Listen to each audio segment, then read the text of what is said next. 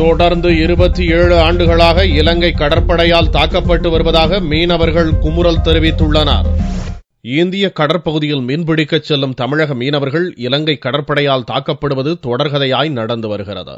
இந்நிலையில் சென்னையில் நிருபர்களை சந்தித்த இந்திய மீனவர் சங்க தலைவர் MT தயாளன் இதுவரை 534 தமிழக மீனவர்கள் இலங்கை கடற்படையால் கொல்லப்பட்டதோடு 1000க்கும் மேற்பட்ட மீனவர்கள் தாக்கப்பட்டுள்ளதாக தெரிவித்தார்.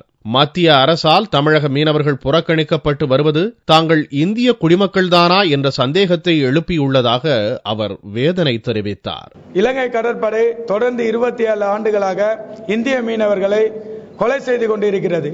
இதை தட்டி கேட்காத மத்திய அரசை நாங்கள் வன்மையாக கண்டிக்கிறோம். எதற்காக என்றால், முதலில் மத்திய அரசு இந்திய மீனவர்கள் தமிழகத்தைச் சேர்ந்தவர்கள் இந்திய குடிமகன் தானா என்பதை உறுதிப்படுத்த வேண்டும். இதுதான் எங்களுடைய கேள்வி. நாங்க இந்தியாவினுடைய குடிமகனா இல்லையா? சுனாமியால் பாதிக்கப்பட்ட மீனவர்களுக்காக வடசென்னை பகுதியில் கட்டிக் கொடுத்த வீடுகள் தரமற்று சேதமடைந்துள்ளதாகவும் அவர் குற்றம் சாட்டினார். இந்த சந்திப்பின் போது இந்து மக்கள் கட்சி தலைவர் அர்ஜுன் சம்பத் உடனிருந்தார்.